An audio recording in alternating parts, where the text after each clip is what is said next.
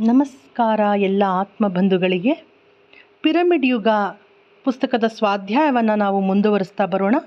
Episode 4, ಪತ್ರಿಜಿಯವರ ಸಂದೇಶ, ಪುಟ 11. ಪಿರಮಿಡ್ಗಳು ದೈವಿಕ ಶಕ್ತಿಯ ಮಾರ್ಗಗಳು. ಪ್ರತಿಯೊಬ್ಬ ಪಿರಮಿಡ್ ಮಾಸ್ಟರ್ ಆನಾಪಾನಸತಿ ಧ್ಯಾನವನ್ನು ಕಲಿಸಿ ಪ್ರಚಾರ ಮಾಡಬೇಕು. ಇದರೊಂದಿಗೆ ಅವರು ಪಿರಮಿಡ್ ನಿರ್ಮಿಸಿದಲ್ಲಿ ಅವರ ಜೀವನದ ಉದ್ದೇಶವು ಪೂರ್ಣಗೊಂಡು ಅವರೊಬ್ಬ ಪರಿಪೂರ್ಣ ವ್ಯಕ್ತಿಯಾಗುತ್ತಾರೆ. ಆರ್ಥಿಕ ಸಂಪನ್ಮೂಲಗಳಿಗೆ ತಕ್ಕಂತೆ ಪಿರಮಿಡ್ಗಳನ್ನು ನಿರ್ಮಿಸಿ ಅವುಗಳನ್ನು ವಿಶ್ವಕ್ಕೆ ಸಮರ್ಪಿಸಬೇಕು. ಧ್ಯಾನ ನಮ್ಮ ವೈಯಕ್ತಿಕ ಆಧ್ಯಾತ್ಮಿಕ ಬೆಳವಣಿಗೆಗಾಗಿ, ಧ್ಯಾನ ಪ್ರಚಾರ ಹಾಗೂ ಪಿರಮಿಡ್ ನಿರ್ಮಾಣ ವಿಶ್ವಶಾಂತಿ ಮತ್ತು ವಿಶ್ವ ಐಕ್ಯತೆಗಾಗಿ ಅಂತ ಪತ್ರಿಜಿ ಗುರುಗಳು ತಮ್ಮ ಸಂದೇಶವನ್ನು ತಿಳಿಸಿದ್ದಾರೆ. ಹಾಗೆ ಮುಂದೆ ನೋಡೋದಾದರೆ, PSSM ಮತ್ತು ನಾನು ಅಂತ ಲೇಖಕರಾದಂತಹ ಸೀನಿಯರ್ ಪಿರಮಿಡ್ ಮಾಸ್ಟರ್ ಜೀವಂದರ ಕೇತಪ್ಪನವರ ಮಾಸ್ಟರ್ ಅವರು ಏನು ಹೇಳ್ತಾ ಹೋಗ್ತಾರೆ ಅಂತ ನಾವು ನೋಡೋಣ ಬನ್ನಿ. When the student is ready, teacher appears. ಈ ಜನ್ಮದಲ್ಲಿಯೇ ಆತ್ಮಜ್ಞಾನ ಹಂಬಲಿಸಿ ಅಲ್ಲಿ ಇಲ್ಲಿ ಅಲೆಯುತ್ತಿದ್ದ ನನಗೆ ಬೆಂಗಳೂರಿನಲ್ಲಿ 1999ರಲ್ಲಿ ಡಾಕ್ಟರ್ ನ್ಯೂಟನ್ ಅವರಿಂದ ಸ್ಪಷ್ಟವಾದ ಮಾರ್ಗ ದೊರೆಯಿತು. ಅದೇ ದಿನ ಅವರು ನಡೆಸುತ್ತಿದ್ದ ಪಾಸ್ಟ್ ಲೈಫ್ ರಿಗ್ರೆಷನ್ ಪೂರ್ವ ಜನ್ಮ ಪ್ರತ್ಯರ್ಪಣ ಕ್ಲಾಸ್ನಲ್ಲಿ ಅನುಭವಪೂರ್ವಕವಾಗಿ ಆತ್ಮಜ್ಞಾನವನ್ನು ಹೊಂದಿದೆ. ನಾನು ಬಯಸಿದ ಬದುಕಿನ ದಾರಿ ನನ್ನ ಮುಂದೆ ಸ್ಪಷ್ಟವಾಗಿ ತೆರೆದುಕೊಂಡಿತು. ಡಾಕ್ಟರ್ ನ್ಯೂಟನ್ ಅವರ ಮಾರ್ಗದರ್ಶನದಂತೆ ಮುಂದೆ 2 ದಿನಗಳಲ್ಲಿ ಬೆಂಗಳೂರಿನಲ್ಲಿಯೇ ಬ್ರಹ್ಮರ್ಷಿ ಪತ್ರಿಜಿಯವರನ್ನು ಭೇಟಿಯಾದೆ. ಮೊದಲು ನನಗೆ ಪತ್ರಿಜಿಯವರು ಕಾಣಲೇ ಇಲ್ಲ. ಕಂಡುದುದು ಸಾಕ್ಷಾತ್ ಓಶೋ. ನನಗೆ ದಿಗಿಲು, ಸಂಭ್ರಮ, ರೋಮಾಂಚನ. ನಾನು ದಿಟ್ಟಿಸಿ ನೋಡಿದೆ. ಅದೇ ಆಕೃತಿಯೊಳಗಿಂದ ಪತ್ರಿಜಿ ನಿಧಾನವಾಗಿ ಪ್ರಕಟವಾದರು. ಓಶೋ ಅವರನ್ನು ಭೇಟಿಯಾಗಿ ಅವರಿಂದ ಆಧ್ಯಾತ್ಮಿಕ ಮಾರ್ಗದರ್ಶನ ಹೊಂದಬೇಕೆಂಬ ಬಯಕೆಯು ಓಶೋ ದೇಹತ್ಯಾಗದ ನಂತರ ಹಾಗೆಯೇ ಉಳಿದಿತ್ತು. ನನಗೆ ಇನ್ನು ಆಧ್ಯಾತ್ಮಿಕ ಮಾರ್ಗದರ್ಶನ ಮಾಡುವವರು ಯಾರು ಎಂಬ ಪ್ರಶ್ನೆಯೊಂದಿಗೆ ಆಧ್ಯಾತ್ಮಿಕವಾಗಿ ಅನಾಥ ಪ್ರಜ್ಞೆಯೂ ಹಾಗೆಯೇ ಉಳಿದಿತ್ತು. ನನ್ನನ್ನು ಸಮಾಧಾನಗೊಳಿಸುತ್ತಿದ್ದುದು ಅವರ ಪುಸ್ತಕಗಳು ಮಾತ್ರ.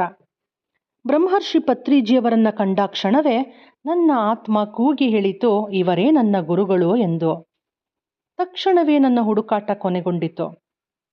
ನನ್ನೊಳಗೆ ಪರಮ ಸಂತೃಪ್ತಿಯ ಭಾವ ಮೂಡಿತು. 1999ರ ಮೊದಲು ಸುಧಾವಾರ ಪತ್ರಿಕೆಯಲ್ಲಿ ನನ್ನ ಪ್ರಿಯ ಲೇಖಕ ಪೂರ್ಣಚಂದ್ರ ತೇಜಸ್ವಿಯವರ ಪಿರಮಿಡ್ ರಚನೆಯ ಕುರಿತು ಪ್ರಾಯೋಗಿಕ ಮಾಹಿತಿಗಳನ್ನೊಳಗೊಂಡ ಒಂದು ಲೇಖನ ಪ್ರಕಟಗೊಂಡಿತ್ತು.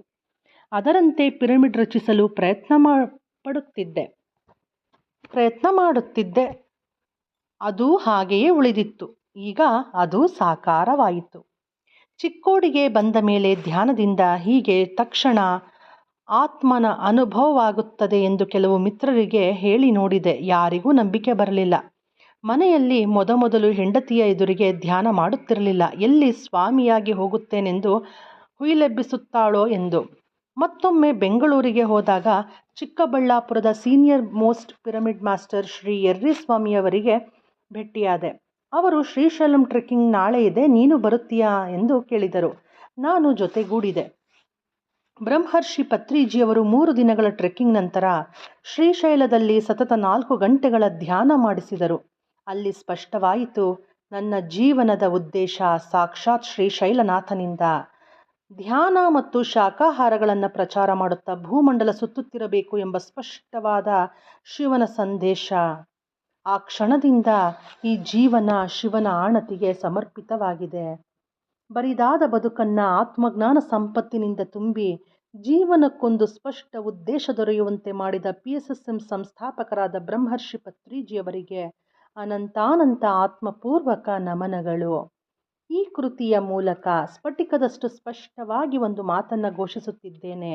ದಯವಿಟ್ಟು ಗಮನಿಸಿ. 1 ಪೈಸೆ ಖರ್ಚಿಲ್ಲದೆ ಈ ಜನ್ಮದಲ್ಲಿಯೇ ನನಗೆ ಆತ್ಮಜ್ಞಾನ ಬೇಕು, ಪರಮಾತ್ಮನ ಸಾಕ್ಷಾತ್ಕಾರ ಬೇಕು, ಅಹಂ ಬ್ರಹ್ಮಾಸ್ಮಿ, ಅಯಮಾತ್ಮ ಬ್ರಹ್ಮ ಮುಂತಾದ ಸಂಗತಿಗಳ ಅನುಭವಪೂರ್ವಕ ಜ್ಞಾನ ಬೇಕು. ಇದೆಲ್ಲದರ ಮಾರ್ಗದರ್ಶನಕ್ಕೆ ಒಬ್ಬ ಪರಮಗುರು ಬೇಕು ಎಂಬ ಹಂಬಲ ಇದ್ದವರು ವಿಳಂಬವಿಲ್ಲದೆ ಬ್ರಹ್ಮರ್ಷಿ ಪತ್ರಿಜಿ ನೇತೃತ್ವದ PSSMನ ಧ್ಯಾನ ಕೇಂದ್ರಗಳಿಗೆ ಭೇಟಿ ಕೊಡಿ. ಶಾಕಾಹಾರಿಗಳಾಗಿರಿ. ಧ್ಯಾನಾಭ್ಯಾಸ ಆರಂಭಿಸಿ. ಪಿರಮಿಡ್ ಶಕ್ತಿ ಉಪಯೋಗಿಸಿ. ಹೊಸ ಯುಗದ ಶ್ರೇಷ್ಠ ಆಧ್ಯಾತ್ಮಿಕ ಪುಸ್ತಕಗಳನ್ನು ಓದಿ. ಒಂದು ದಿನ ಬ್ರಹ್ಮರ್ಷಿ ಪತ್ರಿಜಿಯವರನ್ನು ಭೇಟಿಯಾದಾಗ ನಿಮ್ಮ ಆಧ್ಯಾತ್ಮಿಕ ಹುಡುಕಾಟವೆಲ್ಲ ಕೊನೆಗೊಂಡು ಪರಮ ಸಂತೃಪ್ತಿಯ ಜೀವನ ನಿಮ್ಮದಾಗಿರುವುದನ್ನು ಅನುಭವಿಸುತ್ತೀರಿ. ಪತ್ರಿಜಿಯವರ ಆದೇಶದಂತೆ ಧ್ಯಾನ ಕರ್ನಾಟಕ ಕನ್ನಡ ಮಾಸಿಕ, ಅಂದರೆ ಈಗಿನ ಧ್ಯಾನ ಕಸ್ತೂರಿ, ಹಾಗೂ ಧ್ಯಾನ ಭಾರತ ಹಿಂದಿ ದ್ವೈಮಾಸಿಕ ಪತ್ರಿಕೆಗಳ ಆರಂಭಿಕ ಸಂಪಾದಕನಾಗಿ ಕಾರ್ಯನಿರ್ವಹಿಸಿದೆ. ಈಗ ಅವು ಯಶಸ್ವಿಯಾಗಿ ಮುಂದುವರೆದಿವೆ. ಹಲವು ಪುಸ್ತಕಗಳನ್ನು ಅನುವಾದ ಮಾಡುವ ಜವಾಬ್ದಾರಿಯನ್ನು ನಿರ್ವಹಿಸುತ್ತಿದ್ದೇನೆ. PSSMನ ಒಂದು ಭಾಗವಾಗಿ ಧ್ಯಾನ, ಶಾಕಾಹಾರ, ಪಿರಮಿಡ್ ಶಕ್ತಿಗಳ ಕುರಿತು ಲೆಕ್ಕವಿಲ್ಲದಷ್ಟು ಕಾರ್ಯಕ್ರಮಗಳನ್ನು ನಡೆಸಿಕೊಡುತ್ತಾ ಊರೂರು ಸುತ್ತುತ್ತಿದ್ದೇನೆ. ಶಿವನ ಆಣತಿ. ಆತ್ಮಪೂರ್ವಕವಾಗಿ ದೈವೀ ಇಚ್ಛೆಯಂತೆ ಸೇವೆ ಮಾಡಲು ತುಡಿಯುತ್ತಿರುವವರಿಗೆಲ್ಲ PSSM ಮೂಲಕ ಒಂದು ಮಹಾವೇದಿಕೆಯನ್ನು ಕಲ್ಪಿಸಿಕೊಟ್ಟ ಬ್ರಹ್ಮರ್ಷಿ ಪತ್ರಿಜಿಯವರಿಗೆ ಈ ಮೂಲಕ ಆತ್ಮಪೂರ್ವಕವಾಗಿ ಕೃತಜ್ಞತೆಗಳನ್ನು ಸಲ್ಲಿಸುತ್ತಿದ್ದೇನೆ. ಉಕ್ಕಿ ಬಂದ ಆನಂದ ಬಾಷ್ಪಗಳು ಈ ಅಕ್ಷರಗಳನ್ನು ಓದುತ್ತಿವೆ ಅಂತ senior pyramid master doctor Jeevandara Ketappanavar Chikkodi ಇವರು ಈ ಪುಟದಲ್ಲಿ ತಿಳಿಸಿದ್ದಾರೆ ಮಾಸ್ಟರ್ಸ್. ಇಲ್ಲಿಗೆ ಪುಟ 14 ಮುಗಿಯುತ್ತೆ. ಮುಂದಿನ ಎಪಿಸೋಡ್ನಲ್ಲಿ ನಾವು ಪಿರಮಿಡ್ಗೆ ಸಂಬಂಧಿಸಿದ ಪ್ರಶ್ನೆಗಳ ಬಗ್ಗೆ ನಾವು ನೋಡೋಣ ಮಾಸ್ಟರ್ಸ್. ಧನ್ಯವಾದಗಳು.